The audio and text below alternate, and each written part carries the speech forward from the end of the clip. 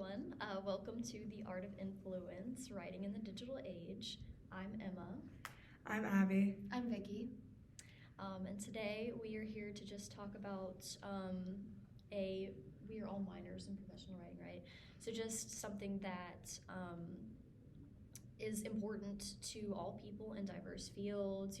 No matter what career you're in, you'll need to communicate with other people, whether it be coworkers, customers, managers, etc. And ECU is providing a professional writing and information design major and minor, and this is a great option for, people of all Anyone really. interests. So just a question to kind of start off the conversation. How has professional writing impacted both of you in your job and or education? I actually came to ECU not as an English major. I came as a psychology major, but I knew I was going to do English. I was just told my whole life that you major in English, you're going to cheat, you're not going to make a lot of money, you're going to be a teacher. And that's just not what I wanted to do, so I immediately thought, oh, I'm an English major, that means I'm going to teach, and that's not what I wanted to do.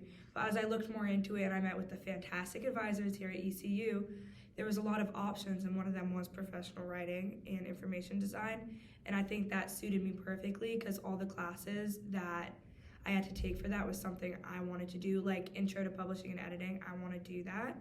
So learning those skills and all of that from the classes here have been amazing. I also have done NCLR, which is an internship here, where I help publish and edit a kind of like a book, and it highlights North Carolina authors and everything like that, and it's been a great opportunity so far.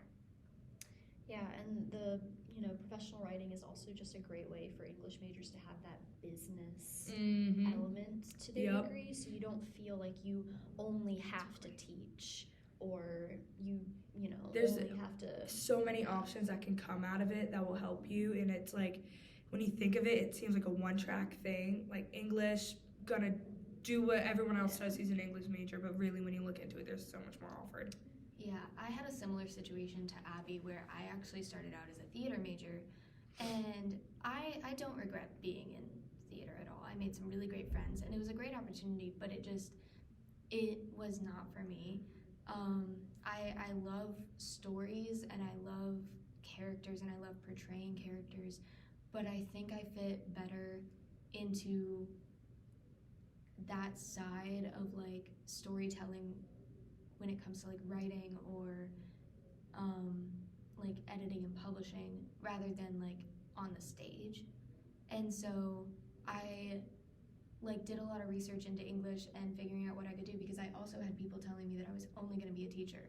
And eventually I did some research into it in my sophomore year, and I discovered that I do really want to be an English major. And so I originally double majored, and then this year I switched over fully to English and professional writing.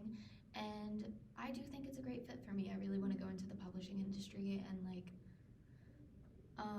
I've already kind of stepped my foot in there with my cousin and I have been writing a book since we were probably like sophomores in high school. And it's been really fun communicating with each other, like trying to figure out our writing styles and like communicating with publishers and things like that, trying to figure out like what would be the right direction for each book that we write together, and figuring out like how to communicate with publishers professionally where it doesn't seem like we're just kids. Right. And I bet helped, like we all three took a publishing class together. Did that help at all with that process? It has definitely helped to like seem more professional, At the risk of sounding incredibly dumb, when I like started this class, I thought we were just learning how to like write professionally, like how to sound professional, but I've learned that it's so much more than that. Like I didn't know that like press releases and memos and all that were included in this. And like that made me realize that like the stuff that I'm doing at the North Carolina Literary Review, I'm writing press releases, I'm writing reviews for books, I'm contacting publishers where I have like to sound professional so they respect me and I also respect them, so I get the response that I need and want, which this class has really started to help me.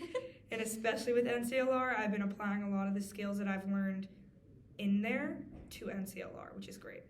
We, you were in the I was in the editing group. Mm-hmm. Me and Vicky were in the communication. So we talked to authors that submitted their work to the journal that we were publishing for our class. So, and I would say that both Yeah. groups dabble in professional writing, but in a little bit different forms. Yeah, definitely.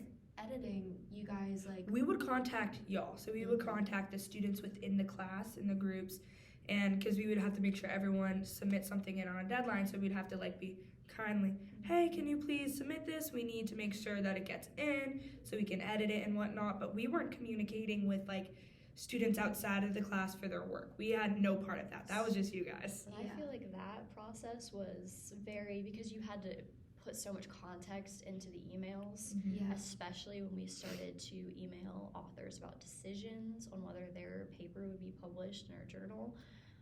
I remembered we would get all that influx of information from you guys, and we would have to look at We just the have to, raw information and try to figure out When you guys how do I make this make sense. unjumble it and Yeah. try and communicate it to people who have no idea how the publishing industry works. And honestly, I felt right at home doing that because Yeah. for my job that I had, I think it was a year ago by now, I worked as a business development specialist at Barnes & Noble, which I still work there. I just don't work with the business side anymore. But basically my entire job was emailing customers. Oh gosh. So I had so much practice in that. And I actually, when I first started, and this can be something we all talk about, but professional communication when you're speaking with someone is so much easier So than much. writing to someone. Yes, because nothing it can get so, and I understand that you got to get real good at it so your information in an email or a memo or press release is concise, straight to the point, not open for interpretation. But I feel like when you're speaking, you can just make it so much more clear what you're trying to say and what you're trying to do. And if there's any confusion, you fix it right there, right then and there. Over email, I feel like people stew over that and get angry and think oh God, is this what's gonna happen? Is what's gonna happen? They don't know. So I feel to control tone. exactly and you gotta get really good at it. And again, we're just starting to dive into this stuff, so it's a bit hard. I can see that with thinking that communicating in person is a lot easier. I can see that. For me, I prefer email because I stumble over my words a lot. I stutter and it can be a little overwhelming to talk to people in person, especially in a professional context, because I'm worried that I'm gonna sound not professional. But with emails, I can control the way you proceed. Yeah. Interesting. I never thought about that. Well, what I was thinking, when you guys were doing the emails for the Lookout, did you ever get a negative response, or when you did Barnes & Noble and you worked in the business communication stuff? Yeah, so I got negative responses a lot, and that's mostly because with what I was doing, I was working with volume ordering. So institutions, schools, businesses who wanted lots of books, they would order from our website, which is called Ann Classroom. However, if there was ever an issue or a book was not in stock or anything like that, then I was the person who had to deal with them. So I had constant negative, I'm guessing. Yeah, or just constant neediness. Yep. Just trying to meet the needs of our clients, and it's also our system was very old, very old, especially just with other systems that I've been a customer to.